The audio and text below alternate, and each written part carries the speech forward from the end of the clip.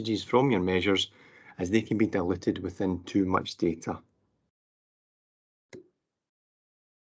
So how can we best utilise the data that we collate? Well, it can be used to highlight effective performance, which we can then learn from and possibly apply the same practice to other areas.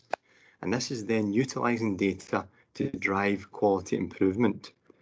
If there are areas of concern, this can be highlighted by your data to then take corrective or preventative actions and ultimately increase patient safety. So one example of that is the fall strategy that was developed based upon the meaningful data that was being captured. So how do we achieve meaningful data that can be used for driving strategy? Well, luckily we have the Data and Measurement Framework, and this is accessible on Firstport as a guide to achieving meaningful data. There are 6 main stages of the framework, and these are summarised here, and we'll briefly touch on each of these. So unsurprisingly, it all starts with efficient planning. That's just putting together the building blocks of meaningful measurements. So again, it's important to remember not to attempt to measure everything.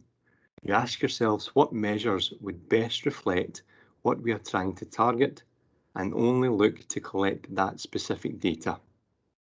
But you also have to consider if this data can be consistently and routinely collated, so is the data readily available. We can then develop the measurement plan using this following guide, and this is available within the framework online. Just to quickly go over some of the key details, such as identifying the source of your data, and also indicating the numerator and denominator. So if the measure will be a count, or is it best displayed as a percent? But you have to be careful as how percents can be misleading. Or is your data best displayed as a rate, such as per 1,000 patients? Frequency of reporting is also important. That's whether the requirement is for weekly or monthly updates, and can this be met utilising your identified source? But one of the key factors that we've mentioned already is the selection and prioritising of measures. So again, I'm going to mention it again here, just be wary of measuring everything and make sure to select only what will be of value. So if we look at this visual here, if we take this measure, which is looking at areas of expenditure. Now, I'm not actually sure if this is a display showing government expenditure across different departments, or if it is actually my Amazon expenditure across the lockdowns. But nonetheless, it all depends on what you're trying to assess. So looking at this visual here, is this possibly too much data on display? And could it be narrowed down to just say the top 5 or 10 areas? So we'll go on to look at the importance of the choice of visuals and how this can also impact the data you're collecting. First of all, we can take the time to review across your measures. Ask yourself what, why, and how. So we can use a priority checklist tool to separate and understand any limitations to those individual measures. So here we have the example of the checklist, and this is within the Data and Measurement Framework again. And from the checklist, we can see that screening of measures plays an important part, and whether the measure actually provides the feedback on what we're trying to monitor and achieve. So now that we have prioritised, how do we collate and collect our data? So shown here is the data collection plan within the Data and Measurement Framework. And this is just you reviewing your inclusion criteria, who will actually collect the data, and where is it going to be entered? And also, what is the duration of our data collection? So is it for short-term analysis, or is it for long-term ongoing performance monitoring? So these are just some of the points to consider when you're planning to collate. So as you're asking yourself these questions, all this information can be collated within an Excel, just a simple wee Excel for yourself. So for example, if I wanted to focus on that Amazon expenditure of mine again, so looking at this, I've identified my main areas of concern, and this is just part of my usual Saturday night routine. I can collate the criteria across this measurement plan to help me begin to gather my data thereafter. And this just lets me know exactly what I'm looking for. So once I've organised that information, we can actually start to collate for ourselves with the assurance that we are collecting the right data, but also a process that doesn't interrupt normal practice, which is quite important. We can also begin to analyse historical data, if this is applicable, and that will allow for benchmarking or targets to be applied, and then start building baseline measurements for monitoring future performance. And that then allows you to test whether your initial plans and proposals are actually viable. And as shown here, the data you collect can be in the form of qualitative data, and that can be opinions and concepts. So for example, using focus group responses, or data can be in the form of quantitative data, which is numerical or statistical data that we're all maybe more familiar with. And quantitative data can be broken down further into discrete, and that describes counting integers only. So for example, number of patients, this cannot equal 22.5 patients. Or quantitative data can be continuous data, and that is just any numerical value. So this will then be used for the final part of the meaningful data puzzle, and that's reporting on your measures to understand impact of change and make informed decisions. So this is not only made easier by the data that you decide to collate, but also the visuals that you use and what narrative or annotations to add. So having the most appropriate visuals will then make processes easier for highlighting variation within your system. And we'll go on to cover variation in a bit more detail later. If I could just quickly cover visuals. So these should serve to bring your data to life. That's trying to make your visuals as memorable as possible and as easy to interpret as possible. And this will ensure your message is delivered as clear as you can. So the phrase, "a picture is worth 1,000 words," is very applicable in this context.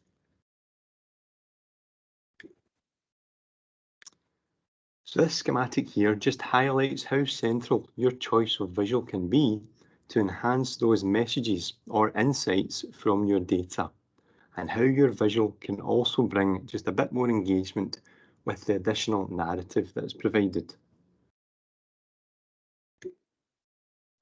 So we all know that raw data can be quite hard to read and interpret in this format. People respond far better to colours and shapes, so such as traffic signals of red, amber and green that we've got here. Would this be as effective if it was in black and white letters, displayed reading stop, prepare and go? So you all know, of course, it wouldn't be, and that's without even mentioning the fact you'd be alienating those that would struggle to read and interpret. So also looking at these signs and symbols, we'd all be familiar with these. These are just the visuals for most electronics with play, stop, fast forward, etc.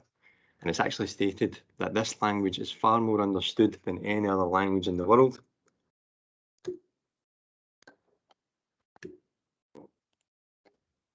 It's maybe the same for this next set of symbols, which we're all familiar with. And that's obviously for your Wi-Fi, and especially that last one there.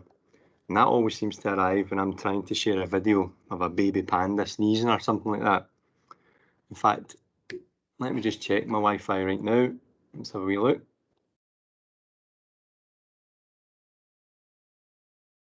Excellent. So Wi-Fi ticking over. So let's just dive into a few examples of some visuals that have been used just in the public domain. So if we look at this one here, this was used by the news outlet Reuters just to review the number of gun deaths in Florida. And that was with a focus on the Stand Your Ground law that was passed in 2005. There's a wee definition of the Stand Your Ground law at the top there, just about the ability to meet force with force. So With a focus on this stand your ground law, just want to ask you for the chat in the chat function, what grabs you about this visual? So I'm going to give a wee 2 minutes here just to stick comments in the chat box of anything that jumps out if you were to see this visual presented to you, if it's in relation to this law. So go for that in the chat box, type in any comments, and the guys will be monitoring that for us. Donna said the colour stands out. Yep, straight away, the red, quite bold. Julie's mentioned the colour and saying it's not clear because of the colour. Maria says a reduction when the law was introduced. Yeah, a lot about the colour.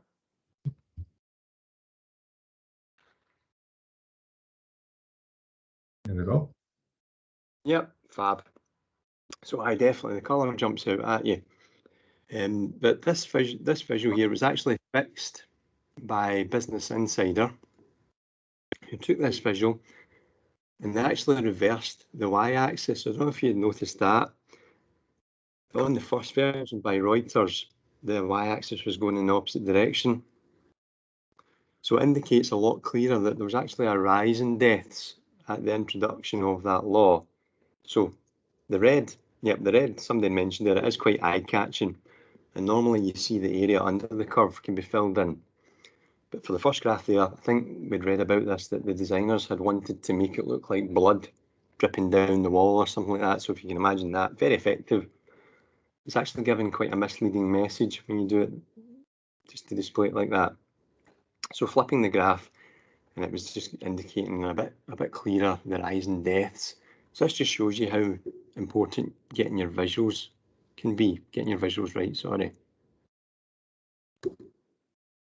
So looking at visuals is worth putting it into the context of a visualization framework. And that is one that focuses on the audience, the story, and any actions that should come after. And try to remember each of these elements of the visual framework as you're piecing together your visuals. So first of all, who is it that you're presenting to, and how much do they actually know about the subject beforehand? It's always best to try and keep it simple. Just what sort of message are you conveying? Is it a sensitive or negative message? And will it actually be received well? And will this be in a group environment that maybe makes a negative message a bit more difficult to receive? Or will it just be directly to them to review it in their own time? How much time do they actually have to review it? These are all things to consider when you're looking to put together a visual for your data. Then you want to focus on what is your key message? What is it that you want to highlight most? And do you actually have multiple messages to try and get across? If so, what can you leave out to still be able to tell the whole story? So again, if we remember, we're asking not to measure everything. In the same token here, try and avoid the desire to display everything if it is not suited to the particular story. And then lastly, what is it you're hoping to achieve with your visual? So in the context of healthcare, do we need urgent action to try and change a process, or to show that we need a project to focus on an area? And are those actions actually achievable? And maybe most importantly, can those actions actually be measured over time? So that visualization framework will help to guide you to piece together the makings of a dashboard with your data and your visuals together. So we've used the phrase here, mission critical. The dashboard must be mission critical, just saying that your data that you're choosing to include needs to be important and urgent. Also, if your data is too static, is there scope for removing it? Then you have to consider any national requirements that you may have for continuing to collate. And is it also possible to have clear indications of what's good and what's bad? Can you add target lines and thresholds? These are just things to consider for your dashboard.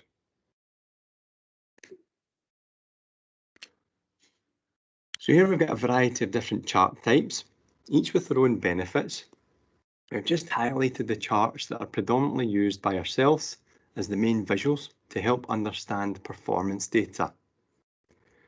So if we just go on and cover a few examples of visuals, and what we'd like you to do again is within the chat function, we want you to type one positive or good thing about the visual that you see, and maybe also one bad or negative thing that you think exists. So one thing to indicate the benefits, if you were to choose the visual, or are there any disadvantages or limitations to that selection? So feel free to comment on what you see on the visuals that we're about to show. So the first one here, first visual is showing RAG status, which is quite popular. It's widely used in reports, traffic light formats with the red, ambers and green. So this visual here is just highlighting compliance and non-compliance for certain measures in this list. So in the chat function, if you go ahead and just add in one positive thing about traffic lights and one negative thing as well, if you think there are any. So we'll go for that for a wee minute. The guys will monitor that.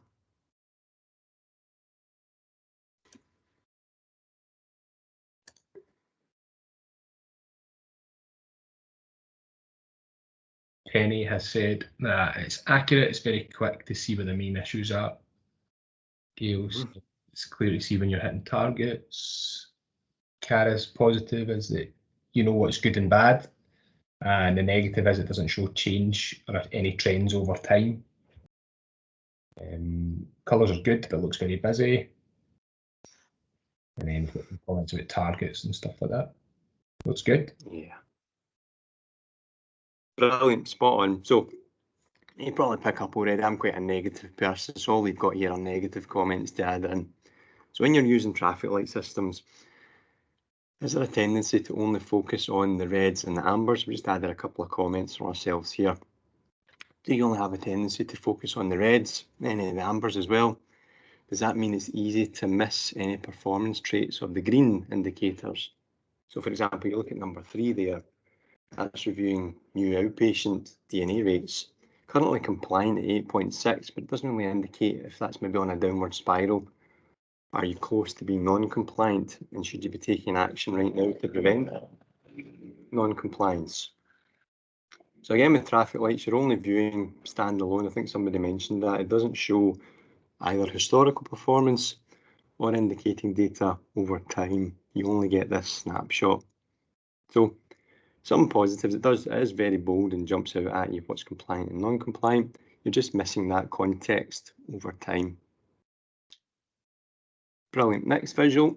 Again, if you want to add comments into the chat function, anything positive, one thing positive, one thing negative. So this is looking at pie charts. Here we've got a pie chart showing SAB cases, whether they're hospital acquired, healthcare associated or community. Excuse me. So again, just in the chat function, stick in any comments that you think benefits of using this visual or any disadvantages, and we'll go for another wee minute for that.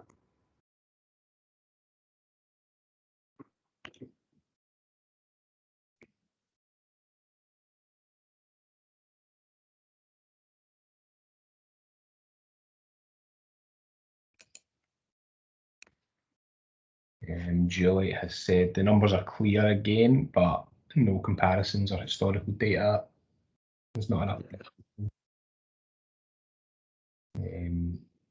Colours are easy to understand, but there's nothing to compare it to. Maria says it's too wordy, too busy. Yeah. Fab. So, same again, just a couple of comments from ourselves. When you're using pie charts, sometimes it is difficult to recognise which chunk is bigger, and that may require additional numbers or statements to be added alongside the visual. And if you're doing that, is that then just removing the whole value of the visual in the first place? If you're having to add in this extra context, you do that, you're increasing the time it takes for the user to maybe read and understand it. Again, something said there, it's just a snapshot. No data over time comes with it. But they do have the benefits of just being quite bold and quite hard-hitting, but without that historical context. One final visual here just looking at basic tables, a large data set in table format. So again, just last time in the chat function, if you want to stick in any comments that you think about this visual here, this is looking at healthcare expenditure across numerous countries. So we'll give another wee minute, just again, similar idea, any benefits or disadvantages. I was straight to the horrible. Ah, there we go. One into the negative club, that's what I like. Roger says there's probably good information, but it's boring and hard to read. Yeah. Too much info. Oh, Julie says, ouch. Love it. Very, a lot of the same comments, loads of info, very busy. Katrina says she's not sure her team would read it. It's going straight into the... Straight to the bucket, yeah. Aye, spot on. So, no doubt about it, it's chock block of all the information that you maybe need. But you might say it's maybe too much information and it's quite unclear. It's not clear what the message is. Although the UK has been highlighted, there's no real discernible order of the data. It's difficult to spot any movement or interpret performance. And ultimately, it's quite boring and dry. And most people would file this straight in the bin or not take the time to look at it. They want to know what it is you're trying to tell them. But that's brilliant, guys. Thanks very much. Covering a few examples of visuals there.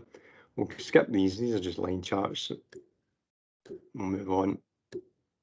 So we've looked at a few visuals. The one absentee from the list would be the run chart with your median applied. So we'll now go on to look at that. But before we do that, it is important to have a good understanding of variation within a system. So I'm just going to hand over to Will and the team, who's going to cover this along with run charts that we'll go on to. So over to Will. Excellent. Brilliant. Thank you, Craig. And hello, everyone. So we want to have a better understanding of what our visuals are telling us about performance. And this brings us to the variation expression. So this is the extent to which data points in a statistical distribution can diverge or vary over time. So you experience some degree of variation for any measurement that you undertake. And we need to understand this variation and its potential impact. So there are two main types.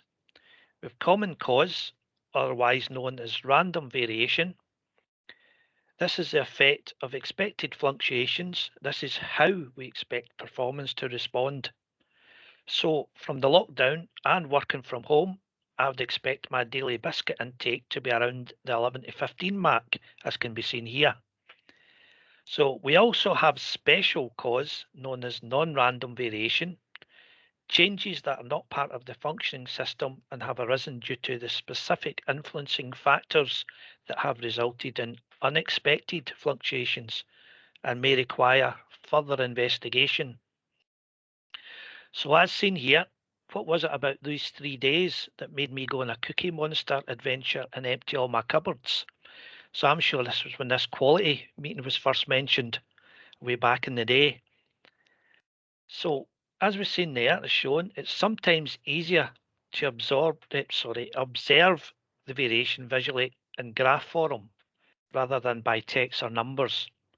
The run chart is the most familiar type across the board, used to display data over a time period, that is, days, weeks, or months. And this has an associated set of rules to highlight when non-random variation is present. This provides an overview of a process to quickly spot when a significant change could be occurring and are the easiest of the tools to construct. So we'll now cover the run charts we mentioned. So as you can see on screen, the median has now been added, and run charts can also allow you to review whether any implemented improvement action or test of change has had any impact, and if any improvement has been sustained, or indeed has performance dropped again over time. So some other tools do exist, but we'll focus on run charts for now and move on to the 4 rules. So rule number 1 is shift. So it mentioned the set of rules for interpreting run charts, of which there are 4, and we'll refer to. It's worth noting that we follow the HIS guidelines, and only apply those rules when a sufficient number of data points have been collated. And we only apply these rules once an initial 12 data points have been reached. The relevance of this will be covered when we focus on medians and further on in the presentation. So rule 1 describes a shift in the data. This is when 6 or more consecutive data points are either all above or all below the current median line. So in this example on screen, we can see a shift of 7 data points below the median. So depending on your measure and why you're measuring, this could either be a positive change, as in lower is better, or a negative change, if higher is better. So either way, we would still say there is non-random variation within the system at this point. So rule number 2 is trends. This describes the trends in the data where we have 5 or more consecutive points either all increasing or all decreasing. So the best way to recognize trends is to count the extensions on the chart. So we need at least 5 extensions going the same direction to be considered a trend. It is worth noting the first point, circled in green, does not count when reviewing trends because at this point we did not know the direction of the data to come afterwards. So it is the next point that indicates the start of the trend, and that is 5 data points in this example. So rule 3, this looks at the number of runs within the data set. So almost similar to a shift, it is when non-random variation occurs because there is a pattern or signal of change indicated by too few or too many runs or crossings of the median line. The best way to confirm is by counting the number of crossings of the median line and add 1 to this count, and this will give you the number of runs. So here we have 3 crossings, as you can see from the arrows, which indicates to 4 runs. And what constitutes too few or too many runs is dictated by how many data points you have at the time of the review. And statistical probability can be used to determine an upper and lower limit for the number of runs. Against the runs rules guidance on the right, this example shows there are too few runs due to a number of 30 data points. Ideally, this example would require at least 11 crossings instead of the current 4. So this is confirming this example is non-random variation. And the last rule, rule number 4, is astronomical data points. This is where your data set has individual outliers that stand out from the rest of the data and may require investigation. As with all rules, if there's already a known reason for a significant change, such as an astronomical point, this should be provided in the narrative, such as holidays, sickness, weather impact, COVID-19, etc. So the next slide is the star. So that's the 4 rules, and this is a handy mnemonic and can be used in remembering what to look out for with every new data point being added. So star is obviously your shift, your trend, astronomical, and runs. Or if you're having a bad day, you can call it rats. So as was said, a lot of emphasis within the rules is placed on medians, and we'll move on to how to calculate these medians in the next slide. So the median is a widely accepted statistical approach used throughout the NHSL, and the median is a calculated middle value of a data set when put in ascending order, which results in the same number of values or points sitting either side of the median. So for the first calculation example here, it involves an odd count of numbers, The values, as you can see here, are put in ascending order.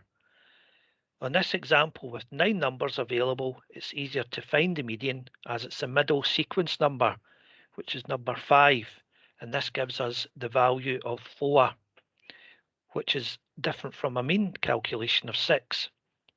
So the second calculation is a little different due to an even number of values, so a little trickier. This requires 2 values rather than the 1 middle value from the odd number. So with 12 sequences available here, which is relating to your initial 12 data points we mentioned previously, we require the 2 middle values for the calculation. And again, these values, very important, are in ascending order. So you would divide the numbers of sequences by 2. So that is, we have a count of 12 sequences there, giving us 6 for the first sequence, and also the next sequence number of 7 for the second value. This equates to the values of 8 and 10 shown on the screen, and you add these together, which would give us 18, and again, same as before, you then divide by 2, which is giving us the average of the two numbers, which is 9. And again, against a mean value, there is a difference, as this would be 7.67. So now for the exciting time, and make sure you've been listening there. We've got two medians to calculate, both for an even number of 12 sequences and values like the last example. So for quiz A, using the same ruling as the example from the last slide, we're looking to find the median value. So if you could please just pop your answer in the chat and we'll have a wee check in 20 seconds just to see if we've got the right answers there. If you'd like to pop that into the chat.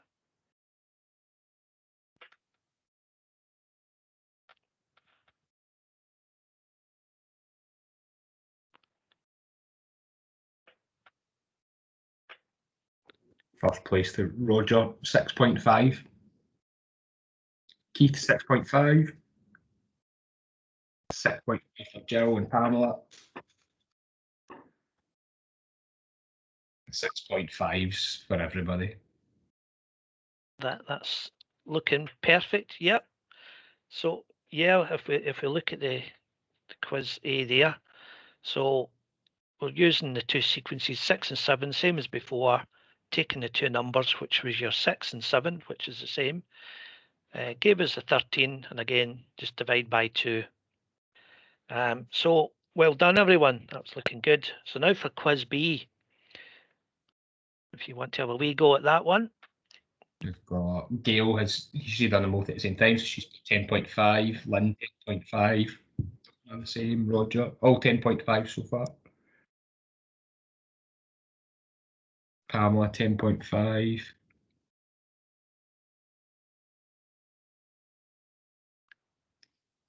Everybody say 10.5. 10.5, we lured them in, we lured them in. Louise says 5.5, we've got a wee change. Oh, Well done. Cara 0.5. Yeah, so this is where we look, you know, visually and we follow the same sequence, same rulings there, and yeah, definitely 10.5 would be your answer. But the important thing is that we need the values in ascending order for a median. So when we put them into order, your sequence of 6 and 7 would have the values of 5 and 6 in this one. And again, that would equal 11, and you're just halving that for your average of 5.5. Yes, and we've been told that is sneaky, but luckily we don't have to do it the manual way.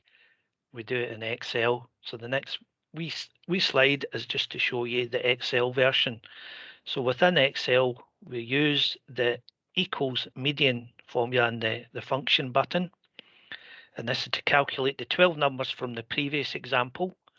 So if these numbers were not in ascending order and shown as input, then it does create some extra work manually. So at least the Excel does this for you. So in Excel, we would add in a new column heading of median and insert the formula in the first cell of this, for example, B2. And we'd be typing in equals median, which will allow the range of numbers to be calculated. And this would be A2 to A13 in this example, 12 numbers. So when the calculation is entered, the median value will appear in the cell, and then be copying this value in line with the last columns of the value. And this will allow a quick graph to create the straight median line. So we will show a live example of this in part 2 of the presentation, and this will show you these stages working. So it's just a wee reminder, if you haven't seen Excel, how this works, just so you can have a wee example there. So hopefully that made sense. So yes, you'll be delighted to know it's break time. So when you come back, if you could bring 2 sheets of A4 A4 paper, some scissors, a ruler or measuring tape, and pen and pencil for the second part, that would be great. And we can enjoy a wee cuppa, stretch, or even more biscuits. And we can see you in 15 minutes. So it's nearly 20 past 10:35 return. And in the meantime, if you've got any questions, we'll be here if you want to send over chat or whatever. Hope that all made sense to you all. Brilliant. Cheers, guys. See you at 10:35.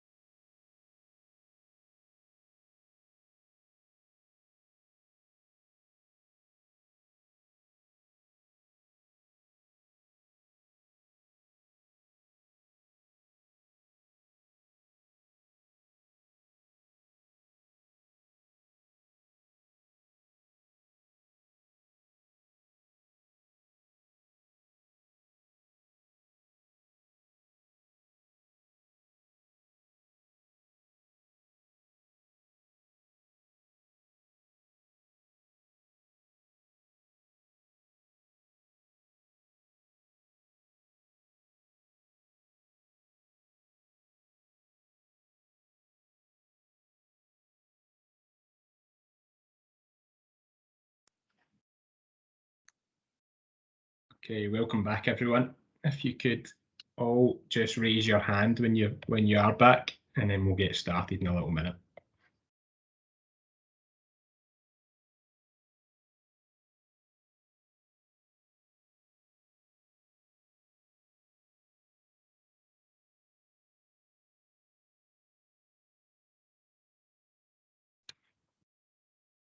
And well, I can't see any of the chat, so if you can let me know.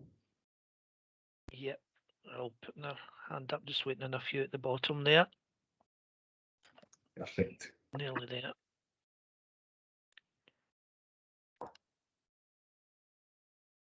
Just waiting on 2, I think.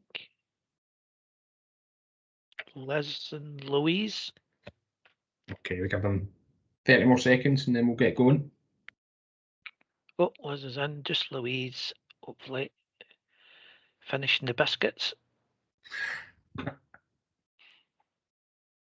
is that just me? Yeah, it's just you. Again.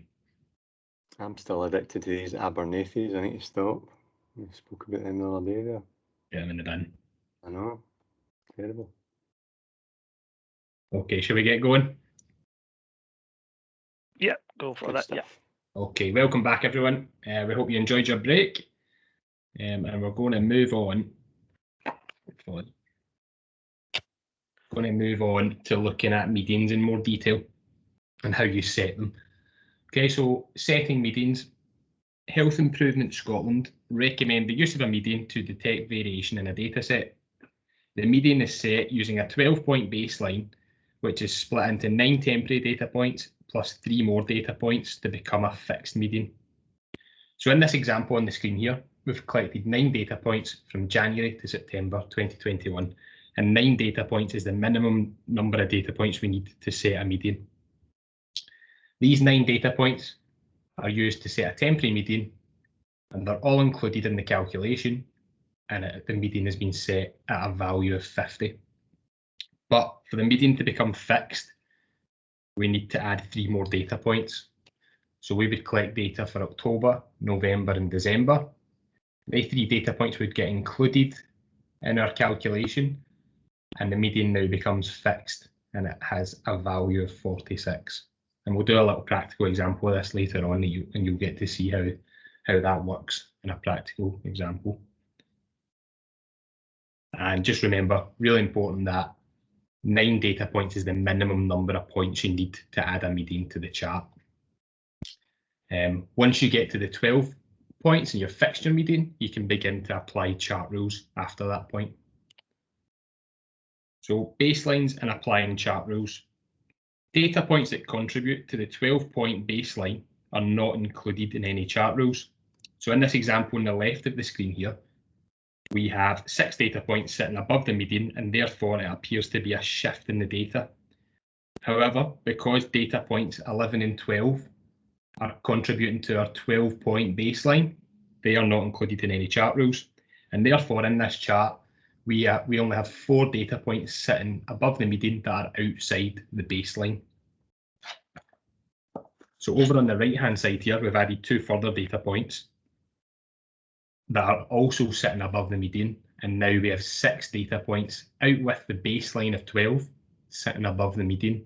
So this chart here would be interpreted as non-random variation due to a shift of 6 data points sitting above the median from January 2022 until June 2022. Okay, well, moving on. So recalculating the median. So recalculating the median occurs when the data is shown a change in performance to the degree that a new median is required to describe the new level of performance. Future variation is then detected from your new median. So a recalculation of the median is triggered by a shift in the data. However, we must wait until a shift has been sustained for 3 more data points before recalculating. So when a shift appears, we have to make sure that that is sustained for a longer period of time before we change. So in this example here on the screen, we have a shift, 6-point shift above the median. and there's non-random variation. However, we've got to wait for 3 more data points like this to make sure that that shift has been sustained on the same side of the median. And at this point, we would recalculate the median. So recalculating the median, very like the beginning, we would include all 9 of these data points, and our recalculation begins from the very first point in the shift, and it would look like this. So we've included all 9 data points in our recalculation. We've changed the median at the first point in the shift, and it has a temporary median, just like at the beginning, it's a temporary median, and it has a value of 60. But then, just like the beginning again, we've got to wait for 3 more data points until we reach 12 before that median can become fixed. And it would look like this. So these 3 more data points here, it doesn't matter where they sit, but we've added them in. They've been included in our recalculation of the median. It's now fixed, and it has a value of 57.5. Now we have a little exercise. And again, you're going to use the chat function for this. So we're looking at the number of Microsoft Teams meetings across NHS Lanarkshire. So we have the data here, and this is the data plotted along your line chart with your meeting. So you're going to use this data point column here to select your answer and put it into the chat function, into the chat box. So question 1 is, at which data point would the median be initially or temporarily added to the chart? So we told you at the very beginning how many data points you need to add a median to a chart. So if you can put your answer into the chat.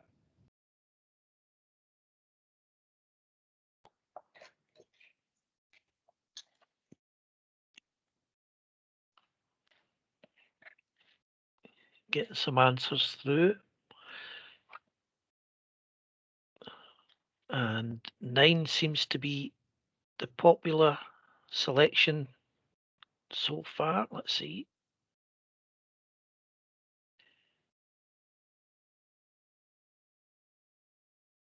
Yep. 9's the answer we're receiving for the majority here. Perfect. So 9 is the correct answer. So we need 9 data points to add a median to the chart. And at that point, the median is temporary.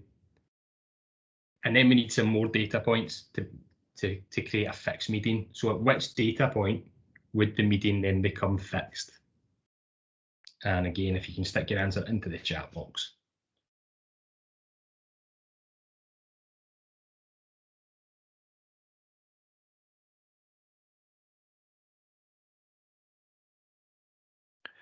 Yeah, all looking at 12 there is the answer. I think they've obviously been reading up after we tested them with the median. Excellent. Okay, data point 12, that's right. So you have 9 points to add a temporary median, and then you need 3 more data points to reach 12 where it becomes a fixed median. Okay, so really good. And the last question, definitely the trickiest. So if you have a look at the chart, you can also have a look at the data. Where should the median be recalculated on this chart due to a shift in the data? And again, using this data point column for your answer.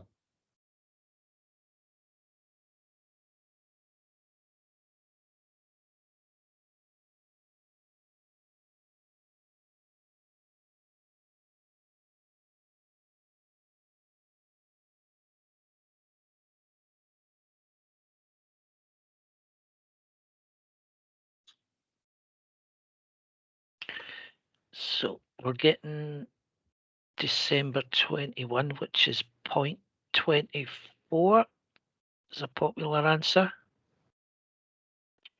Okay. So yeah, 24 is the answer coming through so far. Okay, we'll give you 10 more seconds. See if we get any other answers. A 16 coming in, and also a 21. Let's see. Yeah, getting a mix of 16 and 21s coming in now. Okay, so the answer is in fact data point 16. Okay, so this is definitely the hardest question of the three. So if you remember right, we said that you recalculate the median because you get a shift in the data. That shifting has to be sustained for 3 more points. Okay, so here we had 1, 2, 3, 4, 5, 6. At this point, we had a shift below the median. We then have to wait until it gets sustained on the same side for 3 more data points, which has happened here in October, November, and December. And then we change the median from the very first point in the shift, which was data point 16. So hopefully that makes sense. And your chart would now look like this. So the median has been recalculated from April 21 due to a sustained shift in the data. So we're going to move on and we're going to look at reacting to change. And we've got a little practical example in this section as well, which is why you need your paper and your scissors and all that. So we usually react to change when we have non-random variation in the form of shifts, trends, and astronomical data points. But there are 2 types of changes. We have expected changes, where there are known factors impacting the data to explain why a change has occurred. So we know why something's happened. We don't need to panic about it. But then we also have unexpected changes, where there are unknown factors impacting the data, and we should investigate it further. Here we have an example of an expected change in crude mortality. So you're going to use the chat box again. And can anyone tell us why this change has occurred in crude mortality? What's the reason for this change?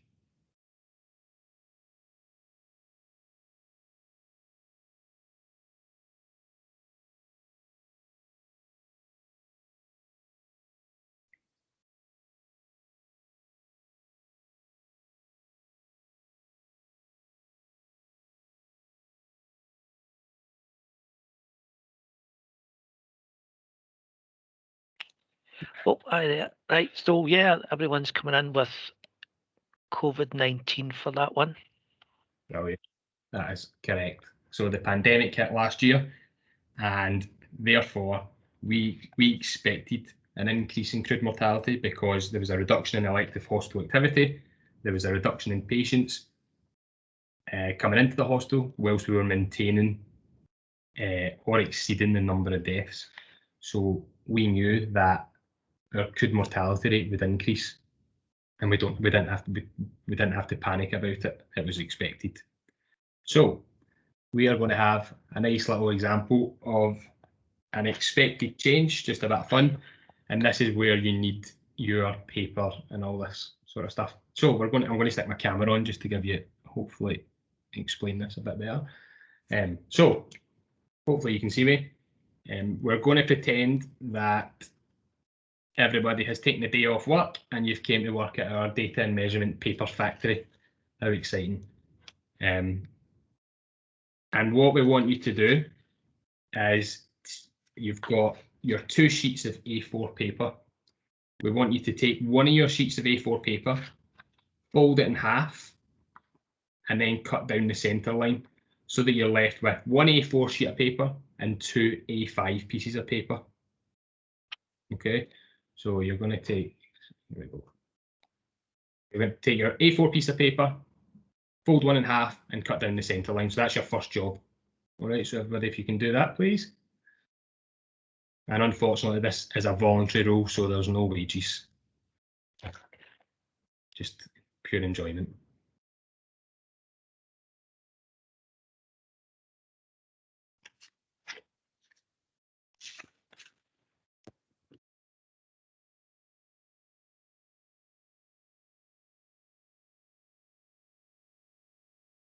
Okay, so you should be left now with an A4 sheet and 2 A5 sheets of paper.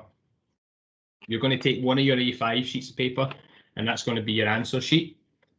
And then what we want you to do for task 2, we want you to take your A4 piece of paper and we want you to cut it up into 16 smaller rectangles or squares. Now, you're not allowed to measure anything. It has to be freehand. So you're going to cut into, there's a little diagram here on the screen as well. So you're going to cut it into 16 individual rectangles or squares. And then what we want you to do is take each of them and measure the length of each one in millimeters. And on your answer sheet in a column, write down your measurements in millimeters. So you should have 16 lengths of paper in a column on your answer sheet. And we are going to time you as well. So you're going to get 2 minutes to do it. So there's no messing about here. It's 2 minutes on the clock. Has anybody got any questions before we start? You can stick any questions into the chat box.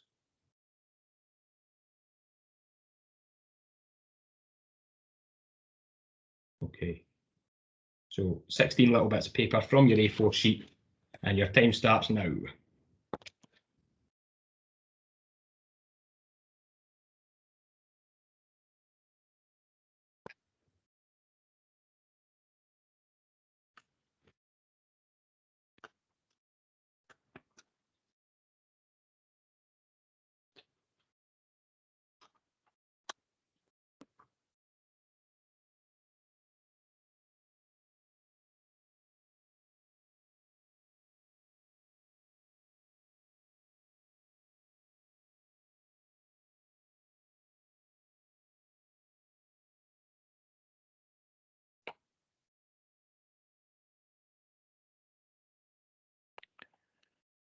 Just have the wee countdown theme playing just now. The extended version. We are down to 1 minute to go. We're very demanding at the paper factory. So 1 minute left.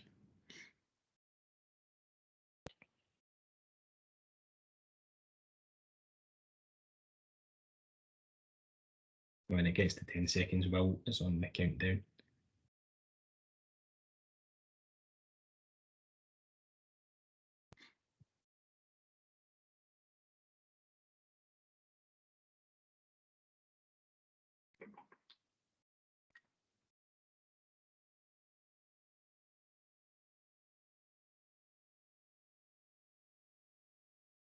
And coming to your last 20 seconds. So you should hopefully have 16 measurements in millimeters down one of your A5 pieces of paper. Right, well, you're on 10 seconds.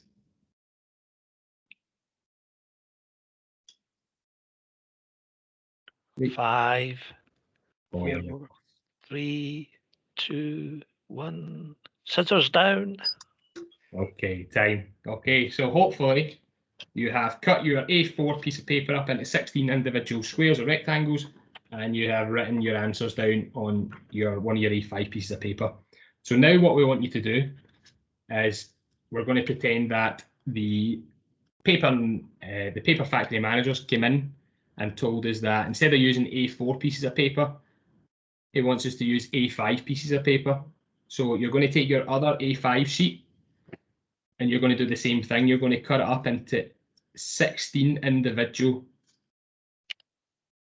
little squares or rectangles. Okay, we've got a little diagram on the screen again. But this time we want you to take just 6 of them and measure the length of just 6 of your pieces of paper. And we want you to write them below your already 16 measurements. So you should have, by the end, you should have 16 measurements from your A4 sheet and 6 from your A5 sheet of paper. All right, we're going to give you 1.5 minutes this time. And your time starts now.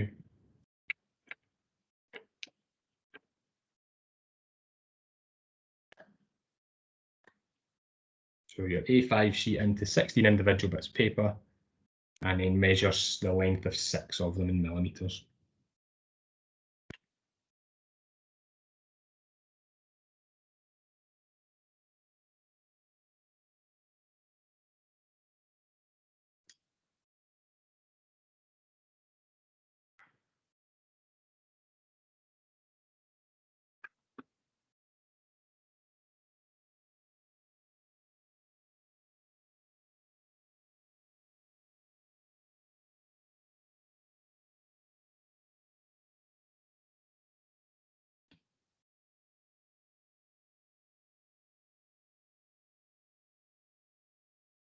You've got 30 seconds to go.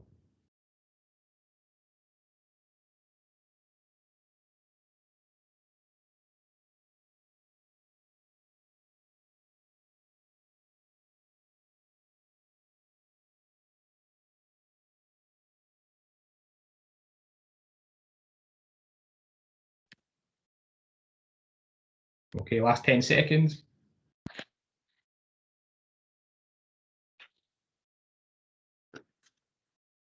2, 1, and time. Okay, so hopefully everybody has on their spare A5 piece of paper your answer sheet 16 measurements from your A4 sheet, and then 6 below that from your A5 sheet, so 22 measurements in total. And at this point, we are going to ask for a volunteer. So have we got any volunteers who would like to come on the camera and share their answers? So I can't see the proper screens. Well, so if I see a hand up right there. I'm trying to find who had their hand up there. got a hand. I think it was Amy. Amy.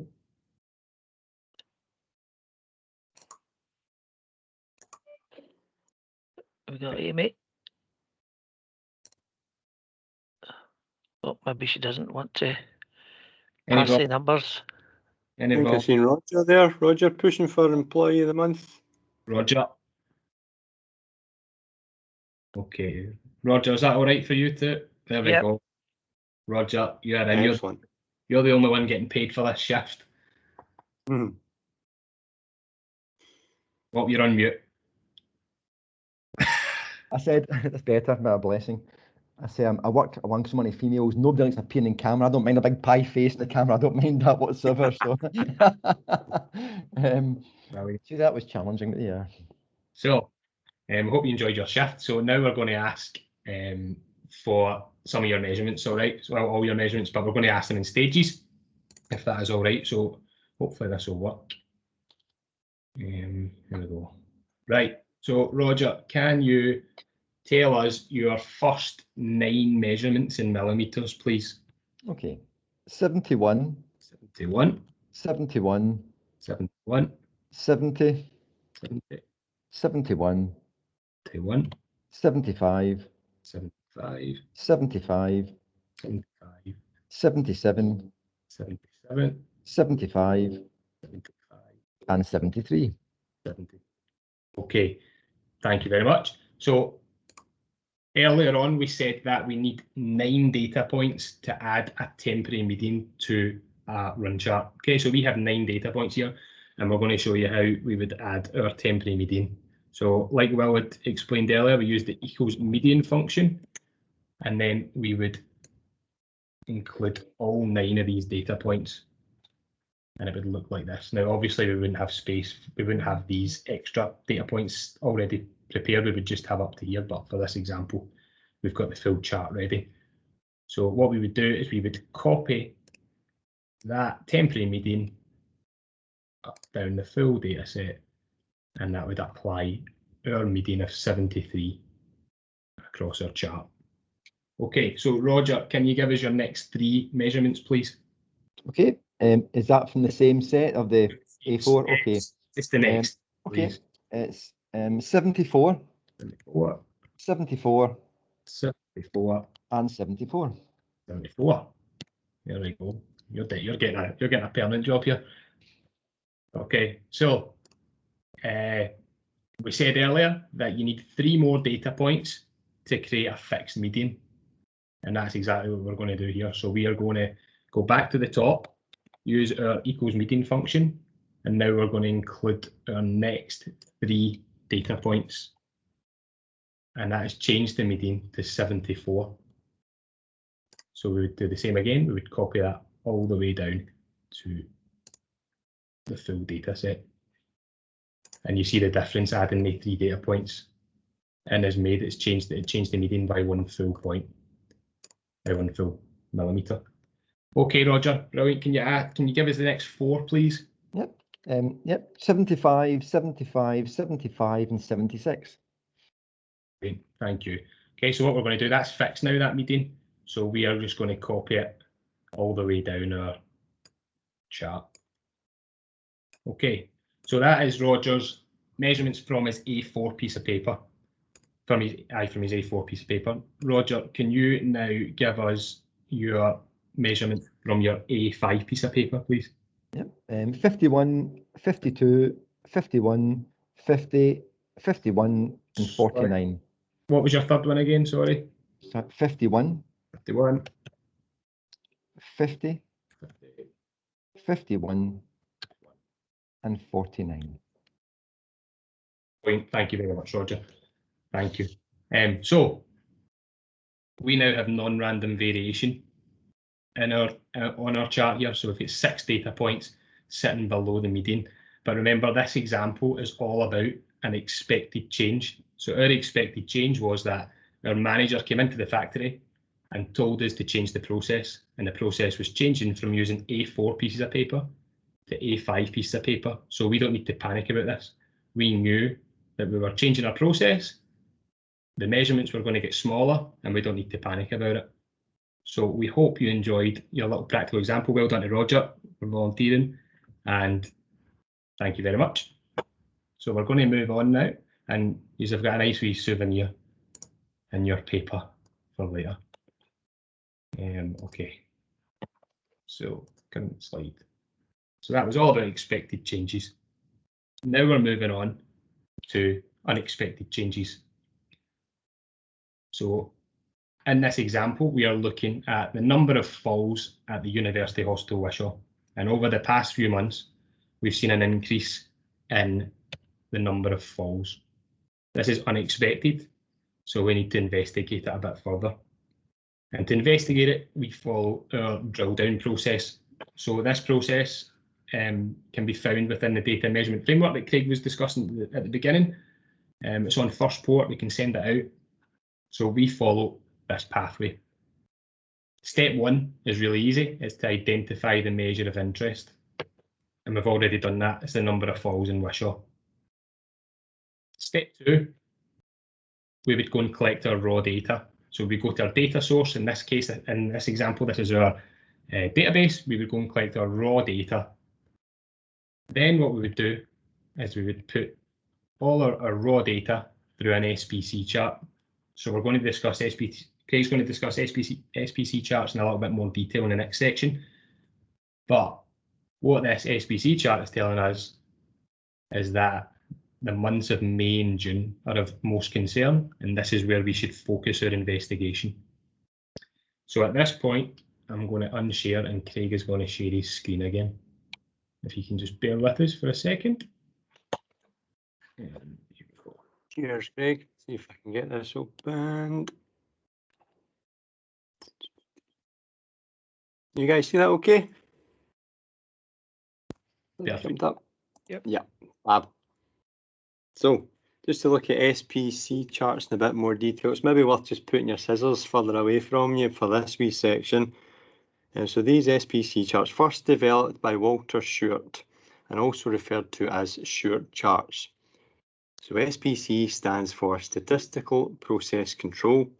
Statistical because it takes into consideration some statistical concepts to help understand our process.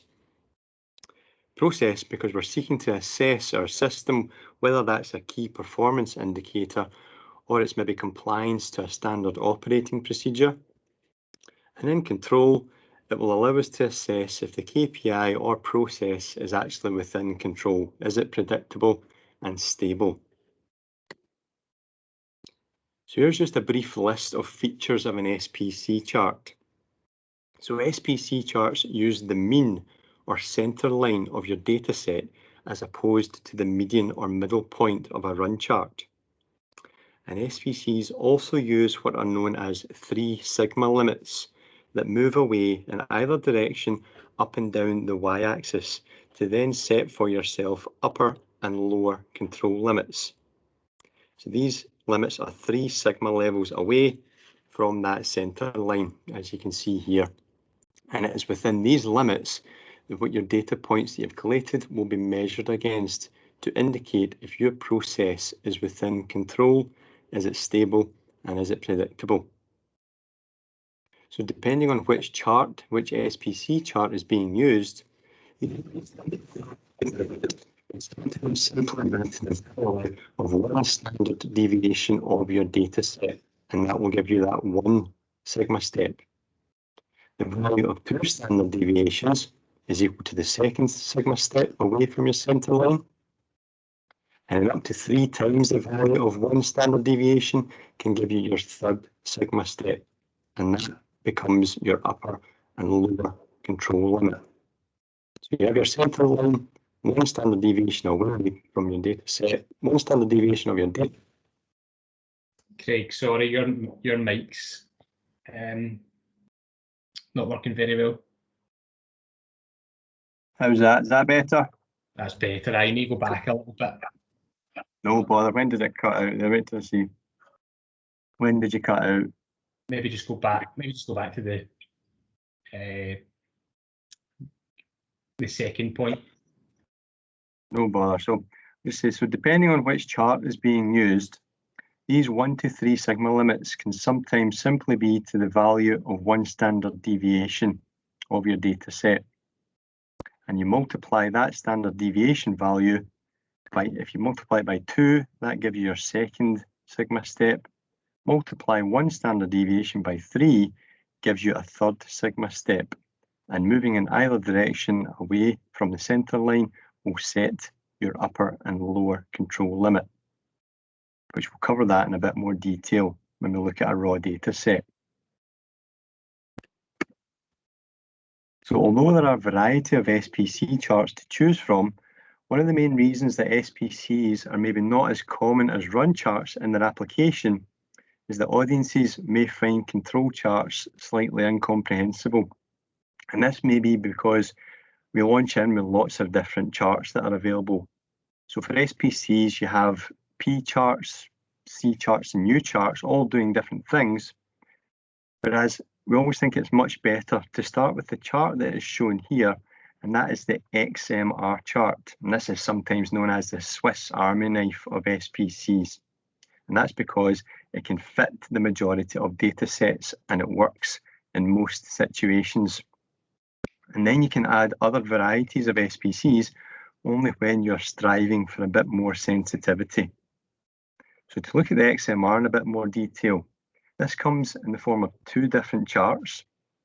So the top chart here, that's the X analysis, and this displays your data points or your observations over time together with their calculated average, that center line. And it's the X chart that is used to monitor performance against those control limits, those 3 sigma levels that we've set for ourselves. And the MR chart, that stands for the moving range of your data set. And this just indicates how varied your data has been in your observations.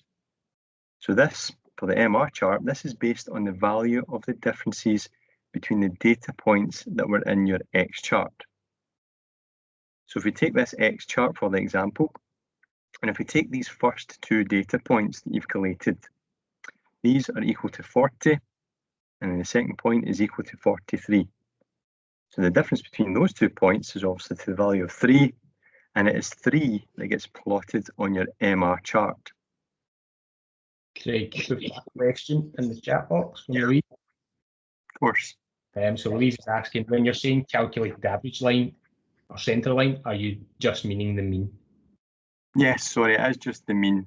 Yeah, the wee examples that we've got here use the term average. So the terminology can jump average or mean of your data set that you've collated.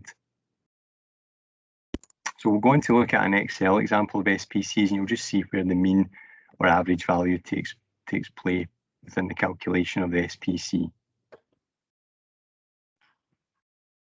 So the MR chart here, just as we've said, that just looks at how varied your data has been using the differences between points over time.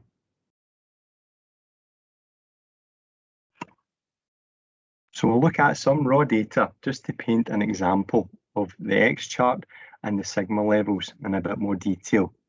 So what we've got here is a mock example of a crude mortality data set, and that has your data that you've collated over time in one column. And so from this, we know that the mean or average value is coming out as 0.578 for this data set. And the limits will be set on the value of 1 sigma either side of this. So 1 standard deviation of our data up to 3 sigma levels in either direction. So if we focus on the upper levels, we can see that 1 sigma level, that's set here at 0.728. Since we know the center line, the average was 0.578 that we've mentioned, that tells us that 1 sigma step has been to the value of 0.15. That's been the jump up for 1 sigma level. So this is just to indicate that if you multiply that 1 jump by 2, that sets the 2nd sigma level. You multiply that 1 jump by 3, that sets the 3rd sigma level, your upper limit. And that is equal to 1.028. And that's what it's shown here. And then we can just do the same looking at the lower limits, just this time deducting the same values away from the center line. And that gets us our limits either side of this average of your data. So fire in any questions again, or come off mute if that was okay for everyone, if you've got any questions with that. So Roger is asking, how is the standard deviation or sigma level agreed again, please? So the standard deviation, you could take, Excel can do that for you. Just take your column of data and it will work out 1 SD. You can do equal standard deviation across that whole data set, and that will give you the value of 1 standard deviation. The way that SPCs are calculated, or the sigma level, sorry, is just taking that value of 1 SD equals 1 sigma level. So 1 SD would be 0.15. You can add that up to go to the upper control limit. Add it once for the 1 sigma, twice for the 2 sigma, 3 times for the upper. And then you're deducting the value of 1 SD to get your lower level.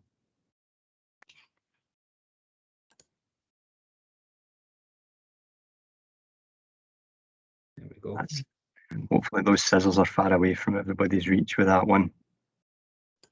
Easy. So here we've ran this monthly data for crude mortality through macros in Excel. That's how you generate your SPC. With those limits that we've just looked at, these have been set for us. You can see them here. The upper limit, and then there's the lower limit that our data is getting measured within.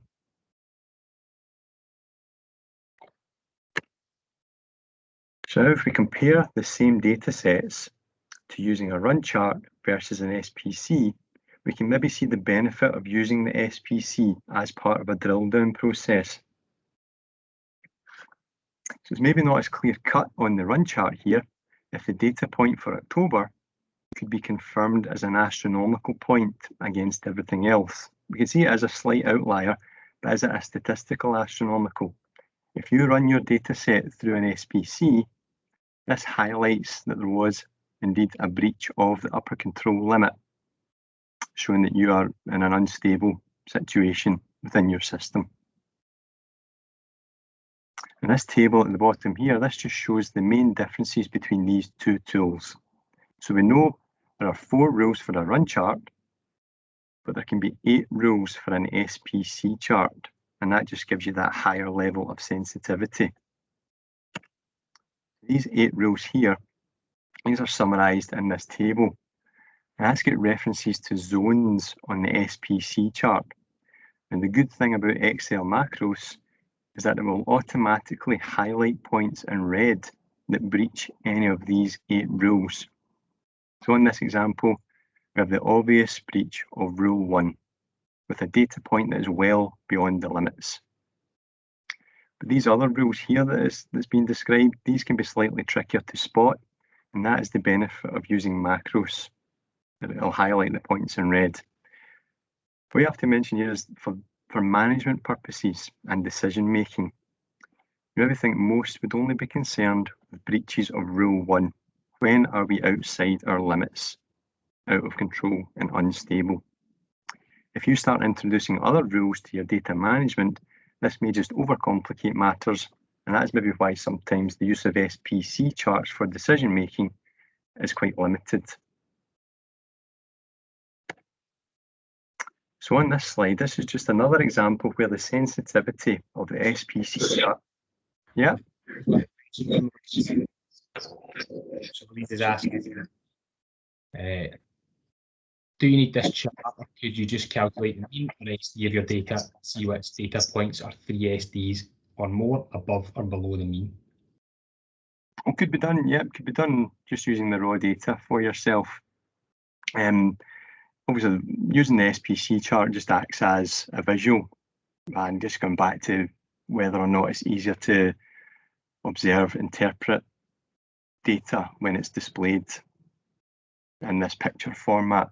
But no, you could take your data and set limits manually by working out 1 SD and then look towards 3 times that value, and that is giving you an upper and lower limit for yourself. If you don't need to have it as a SPC for reporting purposes. Super.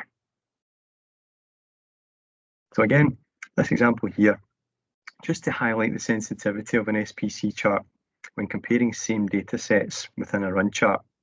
So if we look at the run chart, we would maybe have caught this non-random variation in the first green bubble here. We can see that it's got 8 points all on one side of the median, which we know would be exhibiting a shift. But for the other green bubbles, it would maybe always be best to run your data through an SPC just to confirm if there is indeed any breaches, if your data could be considered unstable. Further investigation can then take place for these breaches. So looking at the SPC, we can see that we've not actually went outside the limits, but based on those 8 rules and the zones, we can see that there was a wee breach of rule 2 here with 2 or 3. It's looking at 1 to 2 data points that are close to the upper limit. Excel macros does highlight that for you, but it all depends upon your data management, whether you would consider that worthy of investigation. Same for the other 2. It's breaching the rules, but it's not breaching the upper limit. So it depends upon your data management. Are you only using that rule 1?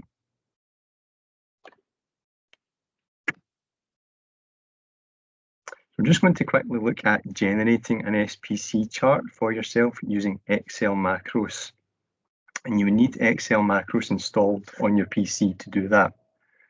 So on this image, there's a lot happening in this image, but if we just go around it in a sort of clockwise fashion. So you start with your data set. Here's your points that you've collated over time. First of all, just highlight all your data that you want to be included for analysis, including the titles. You then go to your QI macros option that's been installed, and in that you'll see the control charts option shown here. So first we need to tell Excel what rules are we applying. So we mentioned at the beginning, same for run charts, we use the Healthcare Institute for Healthcare Improvement rules. So within this control charts option, you can come down to control chart rules. You'll see there are a variety of different rules that you can use, such as Westgard QC is another example. These are mostly used for laboratory testing results and QC quality control purposes. So like it says there, we apply these Institute for Healthcare Improvement rules for our data set. So you select that option, and then in the green bar on Excel, we see a little flash of information if you're quick enough to catch it. That's just those rules being applied across your data set. So with your data still highlighted, you can then come back up to the control charts option, and within here you'll see the XMR individuals option. And if you select that, this is where a lot of auto function then takes place within Excel. So Excel will now work to calculate and generate your X chart and your MR chart. It will do the MR chart first. It will ask you for your chart title and then the labels that you're wanting to provide for your X-axis and your Y-axis. And once you've entered that, by hitting OK through it all. It will then come down to do your X chart, and same idea, it'll want to know what title when you're giving your chart, and also again the labels for your X and Y axis. So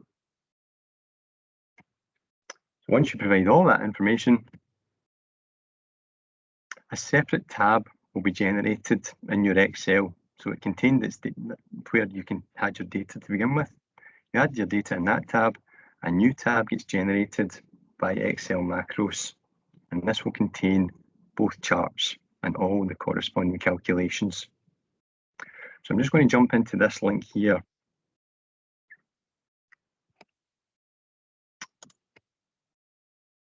And just to show you some additional features of Excel macros. So we've used a mock data set for falls. You can see that the reds have been highlighted because of breaches of the healthcare IHI rules. And here we've got numerous points lying on one side of the centre line, and then the obvious breach of the upper limit. So within Excel macros, if I click on the chart, what we've got here within this option, you get the function of analyze stability that you could use. So we know that this data set is for the number of falls, and falls would be a measure that we want to try and reduce. Lower is better. If we click on analyze stability green down, you can see that it will change what was highlighting as red as being breaches. All Excel knew at that point was to look for breaches, and it was highlighting these points in red because there were breaches of the rules. But if we click on analyze stability green down, this will change those points to green because it's highlighting for you periods of good performance. Breach of the rules, but it's false, it is a good breach. We know that these points will remain in red because we've told Excel that this was a measure that lower is better. So this function is handy if you are taking this chart, if you're copying and pasting that into a report, you'll get that function there just to highlight periods of good performance, and it will keep the areas of negative performance in red for you. Is that okay for everyone? There are other functions up here where you can show or hide those sigma lines. So clicking that function there just indicates you've got your center line always on display, but this function will highlight where it was 1 sigma step, 2, and then we knew that the third sigma, the upper and lower levels were always on display. Again, that just depends on your data management. Are you using these sigma levels as breaches? How strict do you want to be in your data monitoring? Just jumping back to our presentation. And jumping back to the drill down. So we've used an SPC just to confirm breaches at certain time periods. Sorry, Craig. Yeah. We've got a question from Tina, and she's asked, when you're using the IHI guidelines to get the top and bottom levels, can you add your own in? So is that Targets, maybe? adding in your own control limits?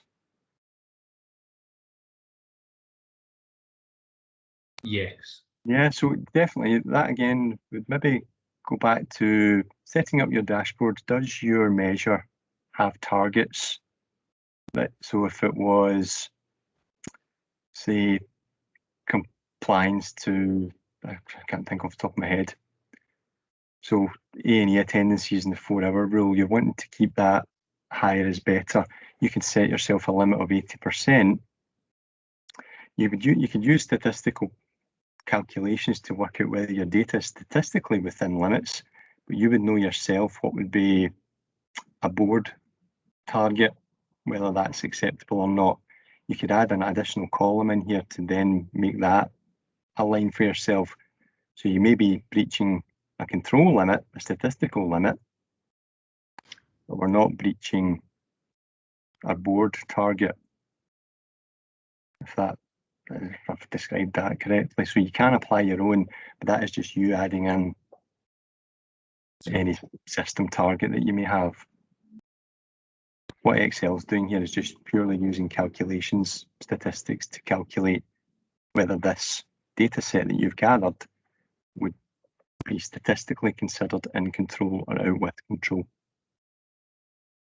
Katrina's added another comment. She's thinking of it along the lines of time limits of theatre and surgery times breaching after 9 AM, for example. So thank you. Yeah, aye, good example. If you were to set a time, again, if you've got that target that you know that is applying, that could be applied to your system, then that was something that would be integral to your data, a constant within your data.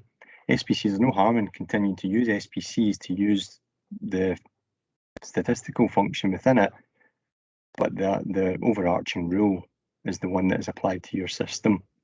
So you may see breaches here, but you can have that top level target that you'd have to be within. So it wouldn't, I think I can get what you're asking, that these rules are set upon the stats based upon the data that you've collected. So if you're calculating times of surgery procedures, that will work out the limits based upon those times. But if you know I want to be below X number, that could be something that you just build in, and it's just overarching to your data.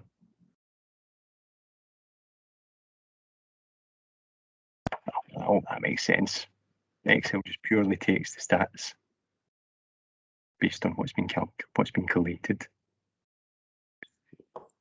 Very helpful and well explained, Katrina said. I hope so. Just keep by. You can also email us as well afterwards if there's anything that maybe hasn't been covered, and we can try and go away and get a better answer to you as well.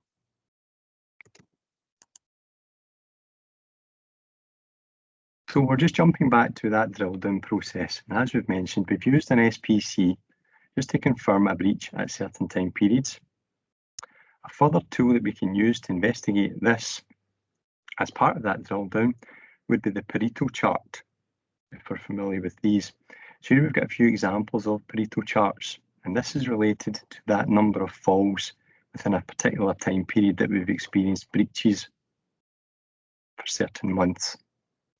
We can look at the cases recorded for those months and use Pareto charts to highlight whether the majority of falls making up those astronomical breaches could be, for example, attributed to a specific ward within the hospital, or maybe a specific day of the week that was exhibiting more falls than any other. This information can then be used to aid that targeted improvement work, and that can be performed using PDSA cycles plan, do, study, act as part of your drill down. So SPCs and Paretos, just to give that additional level of insight. And then you could target focus improvement work on anything that this additional analysis has shown for you. And the last point of the drill down that you could perform, just to gather that extra information, could be case note reviews. So if you've highlighted a particular day of the week or a particular ward, we could go and look at the cases specifically within this area to then gain even more insights into the reasons why we experienced those breaches. You can then take those appropriate corrective and preventative actions just to try and alter the course of your data for your number of falls, and it's critical just to continue to monitor that.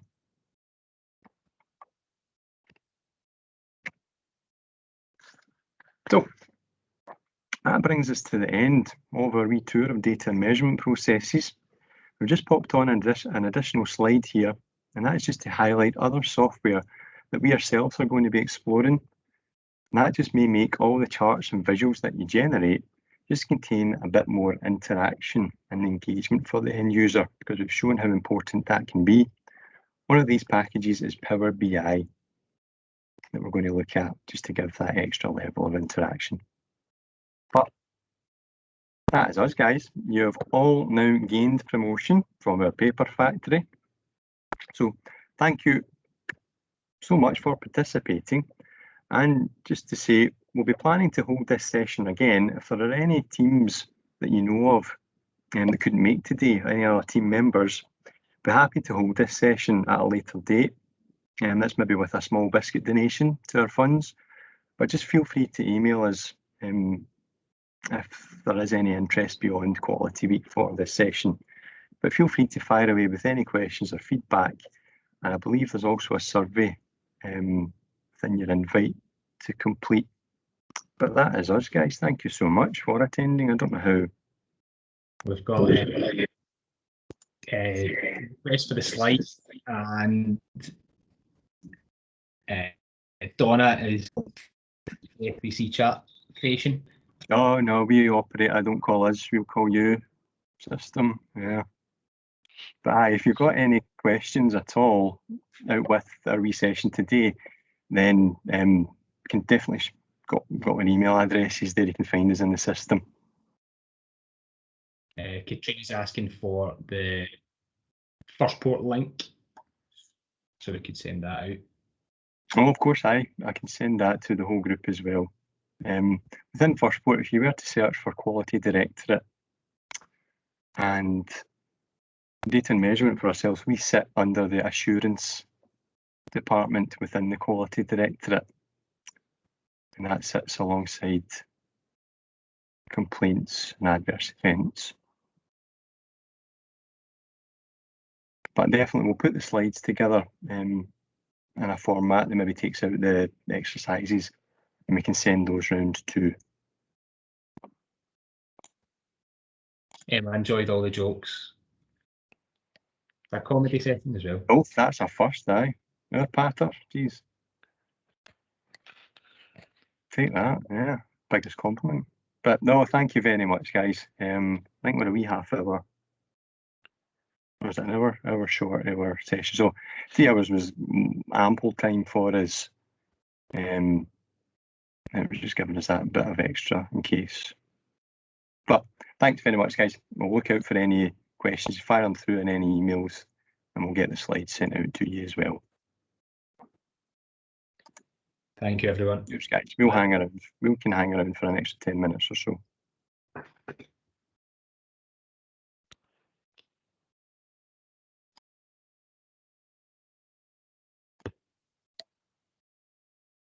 Oh, Donna's got her hand up. Hi there, could I just ask a question if that's okay? Of course. Just with regards to, I receive pressure ulcer data on a monthly basis, and it's obviously the majority of the data in the run chart is got random variation, really. So having learned today what you were talking about, it's kind of obviously indicating poor quality with regards to the delete data. Would that be right? It's collected. Again, Donna, so if you've got random variation, would that suggest that the data collected may be of poor quality? It depends upon if there are targets available. So it's a good point to say that, well, how do we know, how can we have assurances within the data if there's very little change within it? Yeah. Things like that, you could maybe take the opportunity for snap audits to audit the process. Okay. So do you think the chart, just when you were talking about that, do you think that might be something, or would that to consider? If you've got doubts about the assurance, if you're thinking that, well, those that are providing you with the data and there's very little change in it, that may be because the system is stable. If we're never breaching any upper limits, pressure ulcers would obviously be something that would be as low as better. Yes. And if it never breaches upper limits, you're always at random variation well within. I would definitely advise that always you could take the opportunity to audit the process. Are they collecting the data correctly? Okay. If you don't, obviously that's not us being skeptical. but Well, I that's a think good point. 6 monthly audits of the process would be a good starter. That's great. How do Thanks for team? that. No, not at all. How do team members collate that data? Mhm. And if you're finding that, they're actually grading differently, or maybe because you're seeing it quite standardised and random, Mhm. they're grading it quite a consistent approach. But is it the right approach? That's what a sort of process audit would show. Right, okay. That's great. Thanks for that. No bother. Great, thank you. Louise is asking about Excel macros. So yeah, Louise, you need, unfortunately, the IT to switch it on for you. So yeah, we just all logged a call. They upgraded our Excel for us.